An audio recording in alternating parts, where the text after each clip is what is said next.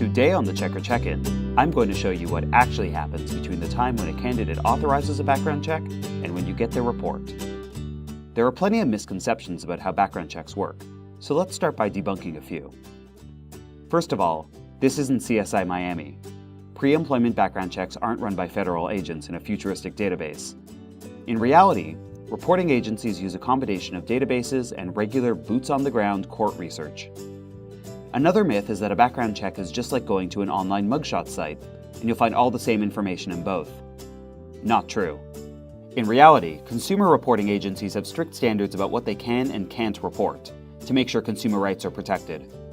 Plus, information on online mugshot sites is often inaccurate or incomplete. So the background check process is going to balance thorough investigation with accuracy to ensure consumer fairness. Let's walk through how a typical background check works. We'll use a fictional applicant. Let's call her Annie. Annie has just signed an authorization to run a pre-employment criminal background check. Now what happens? Let's divide what happens next into 3 phases: validation, discovery, and investigation. So what's validation? When Annie authorized her background check, she entered her name and social security number, or SSN. Now that information will be used to run an SSN trace. The SSN trace searches information from credit reporting databases to find Annie's previous addresses and any other aliases she may have used. If she entered her information incorrectly, she may need to provide more information, like an ID. Now we move from validation to discovery. Discovery means a broad search to identify where Annie has lived, worked, or had contact with law enforcement. So remember that SSN trace? The addresses we identified point to different counties and states where Checkr can search for additional information. At this point, Checkr will use Annie's credentials to conduct a national criminal database search. This is a quick and mostly automated search of areas like sex offender databases, global watch lists, and a national criminal database of over 33 million records. And if your package includes aliases, we'll also search for aliases and variants of her name, like Anne instead of Annie. These databases help us cast a wide net so we can find potential offenses. Think of these searches as pointers to additional information. But we won't report something solely based on these databases, because their information isn't always complete. If Annie shows up in any of these databases, Checkr will conduct further research to make sure that it's actually Annie that showed up in the database, and not just someone with a similar name.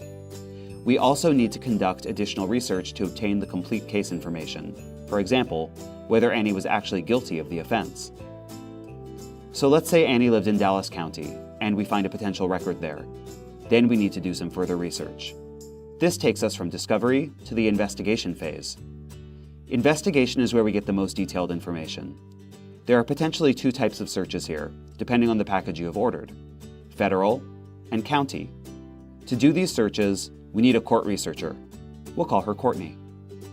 In this case, Courtney will go to the Dallas County Courthouse to look up more information on Annie's potential record. But not all courts are created equal.